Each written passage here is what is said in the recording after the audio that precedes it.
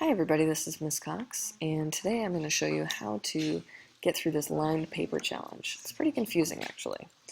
So to get started, I've got this code, and I should probably take some notes on what the code means. So this part of the code, this background is like the yellow background color.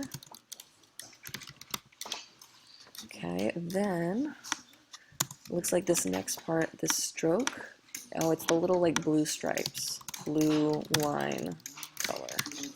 Alright, so now the rest of this, let's figure out what this is saying. So here, I'm creating a variable. I don't know why I'm creating this variable, so let me look at the rest of the code. So it says while I is less than 20. I'm not sure what I is yet. Let's see. It says var for variable line y is equal to 20 plus I times 20. So to start with, if I is 0, basically var line is going to be equal to 20 plus 0 times 20, which 0 times 20 is 0. So it looks like to start, var line y is going to be 20. Okay, so maybe that'll help me figure this out. Then it says line, so we're going to draw this line, 0, and then line y, 400 line y. Oh, so this is where we're creating those horizontal lines here. And I think we're calling it line y because these are the y numbers going down. That's what we're adjusting here.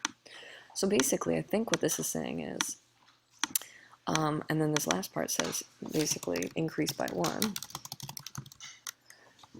What's happening here is it is using this I variable to basically count off the number of times you want to draw a line. And here, this is where this 20, this is where we are going and adding actually. 20 is basically the space we're adding between each line as we draw it. So, and then we're doing it 20 times basically. So let me go ahead and recreate this with a for loop. So for, and the first thing that goes in a for loop is a variable.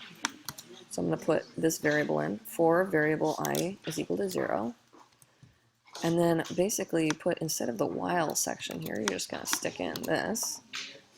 So you're saying for this variable, for this long,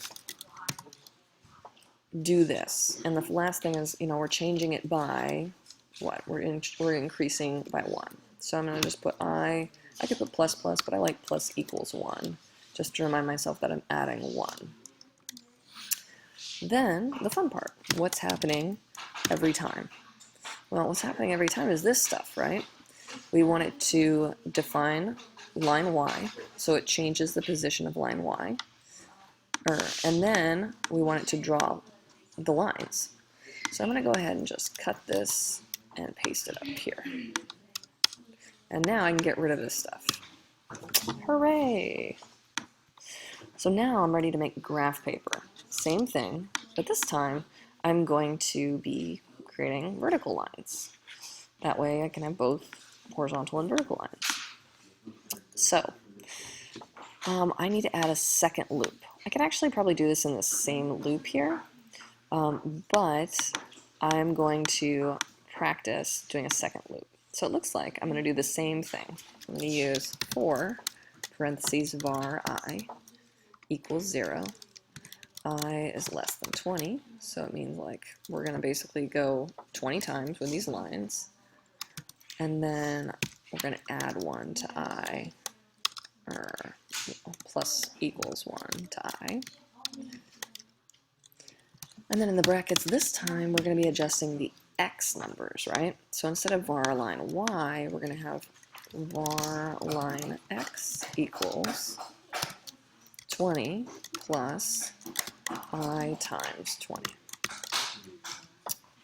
Then we have line, and we're going to basically be creating those lines. So this time, instead of y, we're going to be putting line in the x position. We need to make sure it's line x, comma, and we want these to start, let's say they're going to start up here. So that would be, let's see, what would that be? That would be x is like 20, y is 0. So I'm going to start with line x and then 0, comma, line X, and then we want to end down here at 400 Y.